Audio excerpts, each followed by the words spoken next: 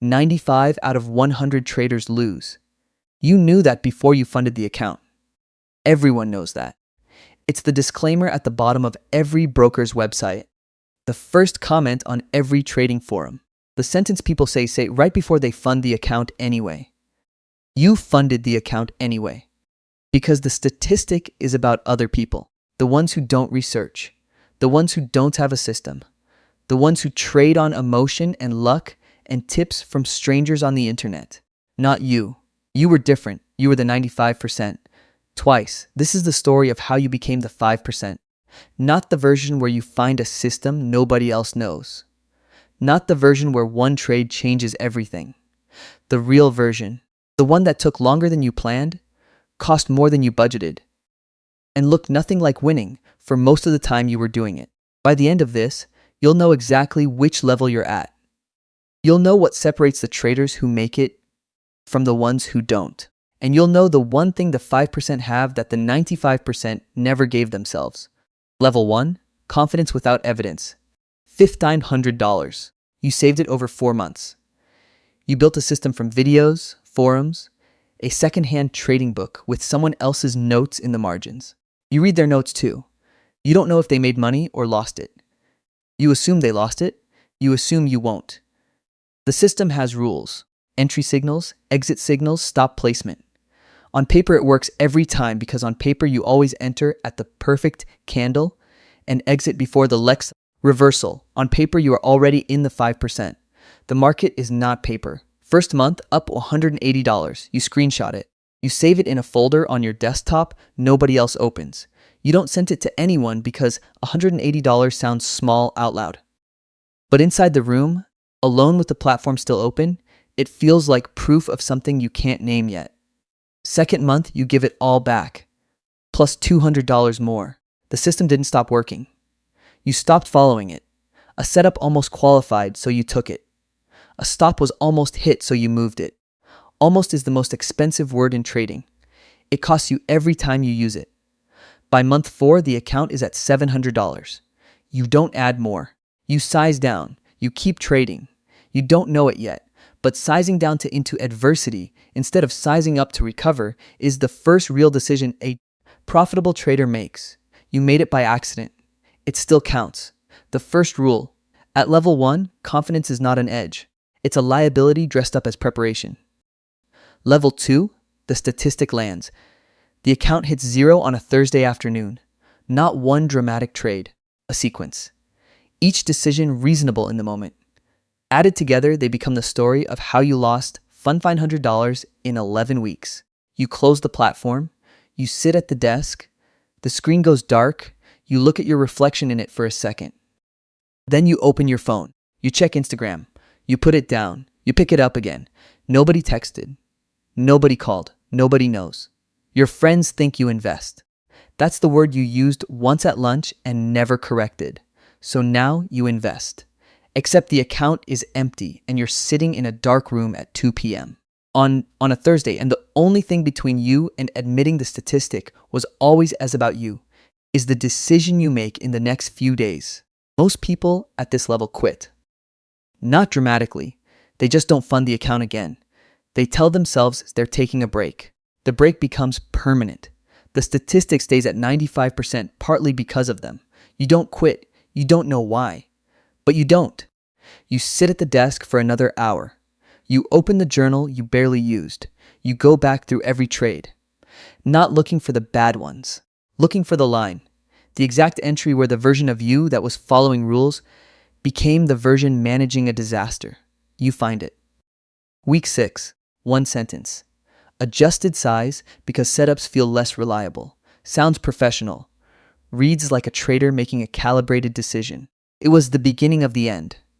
You increased size into uncertainty instead of decreasing it. The rule says the opposite. You knew that. You didn't apply it to yourself. You sit with that for a long time. The second rule. The blowup is not the loss. The blowup is the moment you stopped reading the journal honestly. The loss was just the result. Level 3. Same mistakes, slower. You funded again. $2,000. Smaller this time. Deliberate. You add one rule at the top of the page above everything else. If the emotional state is anything other than neutral, no trade. Just watch. You break it 6 times in the first 2 months. You know each time. You write it in the journal anyway. Broke rule 1. Reason: wanted to recover yesterday's loss. Result: made it worse. 6 entries. Same sentence in different words. You read them on a Sunday afternoon. You sit with them longer than is comfortable. You are not a disciplined trader who occasionally makes emotional decisions. You are an emotional trader who occasionally follows the rules. That's what the journal says when you read it honestly. Most traders never read it honestly. They skim for confirmation. You read it like someone who needs the answer more than they need to feel good about themselves. That Sunday changes something. Not overnight, not dramatically. But the next time you want to break rule 1, you remember what honest looks like. You close the platform. You go for a walk. The urge is still there when you come back. Quieter. You don't trade that day. The month ends flat, not up, not down, flat. You write in the journal, flat is a win when the alternative was red. You believe it for the first time. The third rule: the comeback doesn't feel like progress. It feels like the same loss in slow motion. That's how you know it's working. Level 4, the honest journal. Somewhere in month 3 of the second account, you start a second journal. Not trades, decisions. Every time you decide not to trade and why. Every time a setup appears and you wait for full confirmation and the move runs without you, and you write that you were right to wait, even though you missed it. Every time you close the platform at noon because nothing qualified and you go outside instead of forcing a trade. The second journal is full of nothing. Trades not taken. Days you watched from the sideline. Quiet sessions that produced 0 P&L and cost you nothing. Most traders never build this journal because most traders don't believe doing nothing is a skill. It is. It might be the most important one. The 95% trade every day because not trading feels like failing. They measure activity. The 5% measure quality. They understand the market pays for patience, not presence. A trader named Marcus finds you in a forum. He trades different instruments, different time frame, different risk model. But the process is identical. Journal, rules, emotional state, sizing discipline. You get on a call once a month, not to compare strategies, to compare notes. Marcus has bad months. He talks about them the same way he talks about good ones. Same tone, same detail, same honest accounting. Most traders perform confidence even in private. Marcus doesn't perform anything. He just reports. You start doing the same. The journal stops being a record of what happened.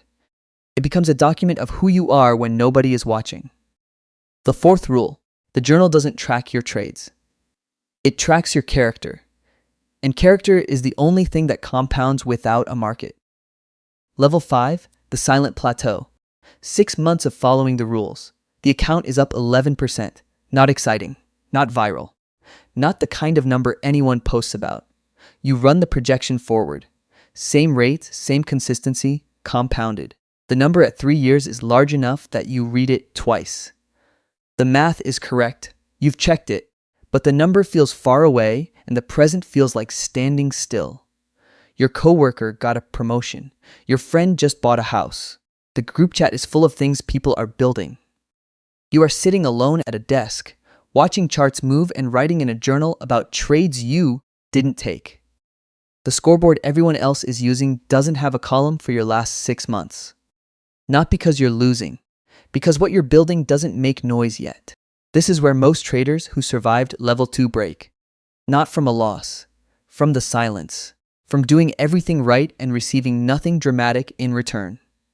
From watching the people around them move visibly forward while the account grows in increments nobody else can see. 60% of traders who make it past the blowup quit at the plateau. Not because they lose money, because they stop believing the math will ever pay out loud enough to matter. You almost quit on a Tuesday in March, not because things are going badly. Because nothing is going badly and it still doesn't feel like winning. You open the second journal instead, the one full of nothing. You read the entries, trades not taken, setups that didn't qualify, days you closed at noon and went outside. You count them, 214 entries. 214 decisions that cost you nothing. The 95% made different decisions on those days. You can feel exactly what that would have cost. You don't quit. The fifth rule. The plateau is not a sign the system is broken. It's the price of admission to the level where the system pays out. Most traders refuse to pay it. Level 6, the edge appears. 14 months, 312 trades. You build the performance spreadsheet on a Wednesday afternoon in November, not the broker's report. Yours. Every trade, every session, every week, every month. Win rate, average win, average loss, expectancy, maximum drawdown, recovery time. Win rate, 43%. You read it again, 43. Less than half your trades win. Then you read the rest. Average win, 2.2 R. Average loss, 0.8V5 R. Expectancy, positive 0.8 R per trade. For every dollar risked, the system returns 80 cents on average across all trades, including every loss, every flat day, every missed entry and broken rule. You stare at the screen. You run it forward. At current sizing and trade frequency, the 3-year projection is the number you read twice when you did it on the plateau. It's still the same number. It didn't move. The math was always going to be there. You just had to stay long enough for the sample size to prove it. You don't tell anyone. You close the spreadsheet. You open the journal. You write one line. The edge is real. 3 words, 4 years of building toward them. They fit in one line. The next morning you open the platform. The market opens. You mark your levels. You wait. Nothing about the session looks different from the outside. Same desk, same screen, same coffee, same quiet. But underneath it, something settled. The question that drove every trade for 4 years, do I actually have an edge, finally has an answer. You do. The 6th rule. The edge doesn't announce itself. It shows up in a spreadsheet on an ordinary Wednesday after you've stopped expecting it to arrive. Level 7, everything gets tested. 3 weeks after the spreadsheet, the market changes. Your setups stop working the way they worked for 14 months. Not broken, just in a different environment. Volatility expands. The entries that used to resolve cleanly start stopping out at the planned level and reversing immediately after. Correct process, wrong result, over and over. Down 9% in 2 weeks. You feel it differently than you felt the level 2 blow up. Then you lost money you couldn't afford to lose. Now you're watching something you built over years move in the wrong direction, and the voice in your head sounds calm and reasonable. It says, the system stopped working. Adjust, fix it, do something. The journal says, 3 losing weeks in a declining volatility environment is not a pattern. It is variance. Read the rules. Follow them tomorrow. You follow them. You size down. You don't revenge trade. You don't change the system. You write in the journal every session. You call Marcus on a Friday. He had the same 2 weeks. He's flat for the month. You're down 9. He says, this is the test, not the edge. The test. You know he's right. You trade smaller. You wait longer. You decline setups that almost qualify. The second journal fills up with nothing again, and you let it. Week 4. The environment shifts. Your setups start resolving again. Clean entries, planned exits, stops that hold. You end the month down 4% from the drawdown peak. You recover it in 6 weeks. You don't feel relief. You feel something quieter. Confirmation. The kind that only comes from being tested by something real and not flinching. The 7th rule. The drawdown doesn't test your system. It tests whether you believe in it when nothing is confirming that you should. That's the only test that matters. Level 8, the 5%. It's a Friday. Nothing ceremonial about it. You open the platform at 8:47 a.m. You go through the watch list you built the night before. You mark your levels. You write 3 sentences in the journal about your mental state. Neutral, focused, no agenda. The market opens. You wait. A setup qualifies at 9:34. Entry size, stop, all planned. You execute, you don't watch it. You set the alert and go make coffee. The alert fires at 10:11. Target hit. You close it. You write the trade in the journal. You go back to the watch list. By noon, nothing else qualifies. You close the platform. You go outside. You don't think about the trade. You don't screenshot it. You don't check the account balance 3 times to confirm it's real. You just close the laptop and go outside like someone who does this every day. Because you do. This is what the 5% looks like from the inside. Not a dramatic morning. Not a number that changes your life in a single session. A Friday where you followed the process, captured one clean trade, declined everything that didn't qualify, and closed the platform before lunch. The account has been growing for 2 years. Not fast, not in a way anyone outside would notice, but consistently, quietly. In the direction the spreadsheet said it would go on that Wednesday in November when you wrote 3 words in the journal and closed the laptop. Marcus texts you in the afternoon. He says a trader in the forum asked him who to learn from. He gave them your name. You ask why. He says, because you trade like someone who is going to be here in 10 years. You sit with that for a minute. You think about the person who funded the first account. The one who was certain they were different. The one who was the 95% twice before they were the 5% once. You don't know if that person deserved to make it. You know they stayed. The 8th rule. The 5% are not smarter. They are not luckier. They stayed in the seat long enough for the math to become undeniable. That's the only difference that was ever real. Somewhere right now, someone just closed a platform showing a red account. They're sitting at the desk. They're telling themselves they're done. That the statistic was always about them. That the people who make it have something they don't. They don't know yet that done is the only guaranteed way to stay in the 95%. The 5% didn't find a secret. They didn't get lucky. They didn't have more money or more time or a better system than you. They just stayed long enough for the math to show up. The platform opens tomorrow. The levels will be there.